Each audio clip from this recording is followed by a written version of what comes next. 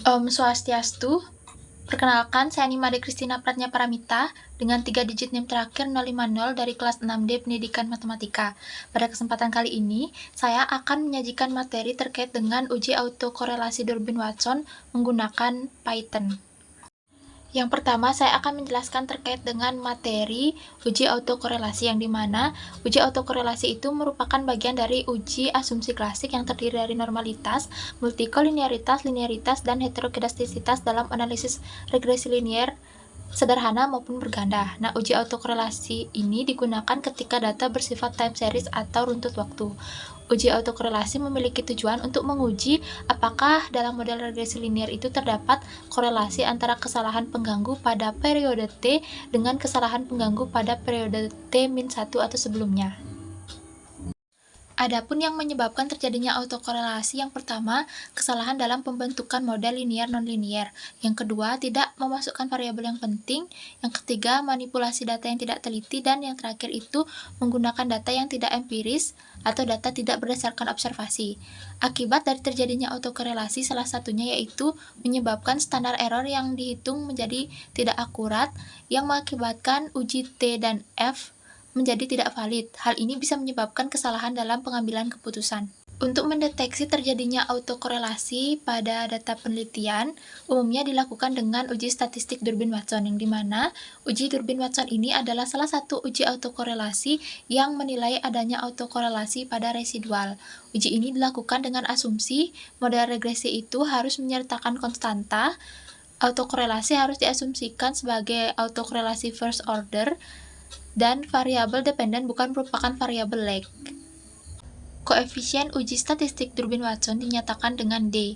Nilai D ini berkisar antara 1 dan 4. Nah, untuk pengambilan kesimpulan, ada atau tidaknya masalah autokorelasi, kita bandingkan nilai D yang diperoleh dari perhitungan dengan dua nilai kritis yang terdapat pada tabel Durbin-Watson, yaitu DL batas bawah nilai D dan juga DU atau batas atas nilai D.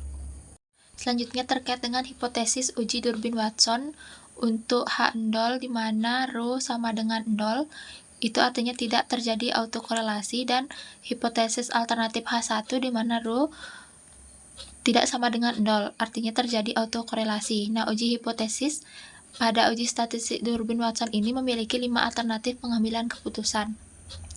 Situasi yang pertama itu terjadi autokorelasi positif yang serius jika nilai D itu kurang dari DL, sehingga keputusannya itu tolak handol. Situasi yang kedua terjadi autokorelasi positif yang lemah jika nilai D lebih dari DL dan kurang dari DU, sehingga keputusannya itu tidak dapat disimpulkan apakah H0 ditolak atau diterima, sehingga tidak bisa dilakukan koreksi.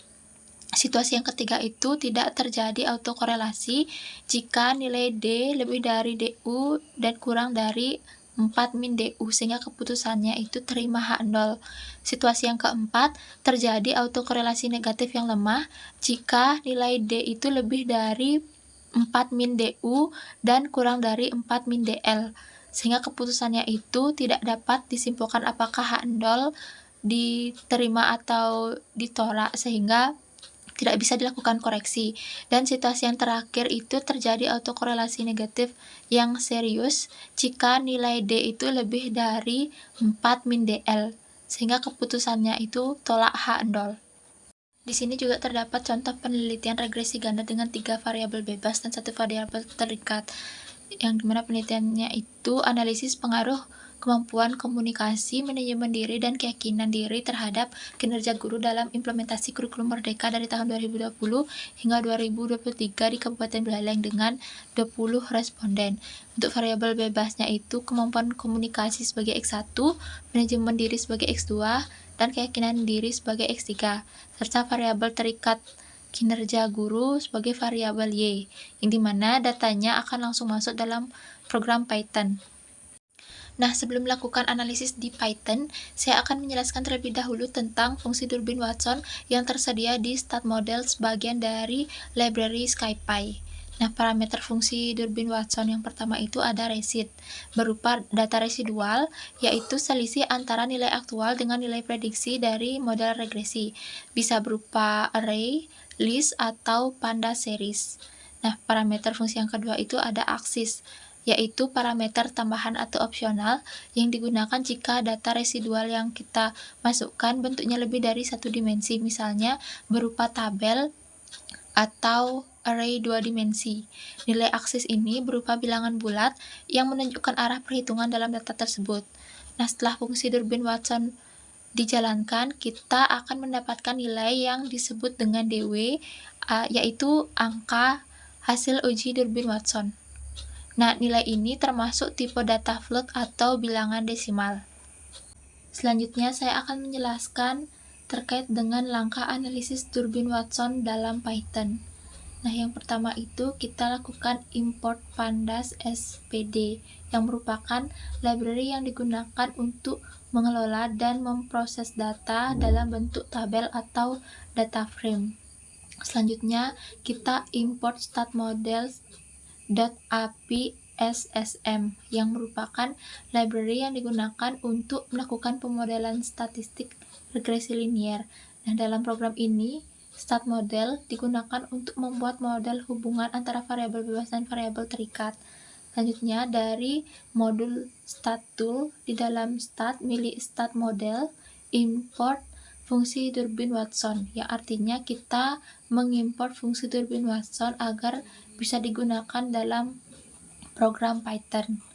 Proses selanjutnya yaitu membuat dataset berupa 3 variabel bebas dan 1 variabel terikat, kemudian disusun dalam bentuk tabel data frame agar bisa diproses lebih lanjut dengan pandas. Kemudian kita menentukan variabel input dan output untuk regresi, di mana variabel X berisi variabel bebas X1, X2, X3, dan ditambahkan konstanta menggunakan add constant, agar model regresi memiliki intercept atau nilai awal beta 0. Variabel Y adalah variabel terikat yang ingin diprediksi oleh model. Selanjutnya, kita membuat model regresi linier dengan metode ordinary least square atau OLS, lalu menjalankan perhitungannya dengan fit. Hasilnya kemudian disimpan dalam variabel model. Selanjutnya, kita mengambil residual dari model dengan fungsi residual sama dengan model.resid. Selanjutnya, kita menghitung nilai Durbin-Watson dengan fungsi dwValue sama dengan Durbin-Watson dalam kurung residual, di mana fungsi ini menghitung nilai Durbin-Watson yang digunakan untuk mendeteksi apakah terdapat autokorelasi order 1 dalam residual model. Dan yang terakhir, kita akan menampilkan hasil Durbin-Watson dengan membulatkan nilai Durbin-Watson hingga 4 angka desimal. Nilai ini akan digunakan untuk menginterpretasikan apakah residual saling berkorelasi atau tidak. Jadi di sini kita memperoleh nilai Durbin-Watson yaitu 1,9287. Selanjutnya kita akan melakukan interpretasi hasil uji statistik Durbin-Watson dengan jumlah sampel N sebanyak 20 dan jumlah variabel independen K itu sama dengan 3. Selanjutnya kita akan mengecek pada tabel nilai kritis Durbin-Watson dengan menggunakan jumlah N dan jumlah K ini, sehingga diperoleh batas bawah atau DL-nya itu 0,9976 dan batas atas atau DU-nya itu 1,6763. Kemudian kita juga menghitung nilai dari 4 min DL yang diperoleh itu 3,0024 dan untuk nilai 4 min DU-nya itu 2,3237, sehingga hasil keputusan yang paling sesuai dari 5 alternatif pengambilan keputusan uji Durbin-Watson, yang dimana nilai D-nya itu lebih besar dari DL dan kurang dari 4 min DU, sehingga hasil keputusannya H0 diterima, yang artinya tidak terjadi autokorelasi pada data penelitian ini. Demikian penyampaian materi dan juga penjelasan mengenai uji autokorelasi Durbin-Watson menggunakan Python dari saya. Mohon maaf apabila terdapat kekeliruan dalam penyampaian. dan terima kasih atas perhatiannya. Akhir kata, saya tutup dengan Parama Santi. Om Santi Santi Santi Om. Salam harmoni.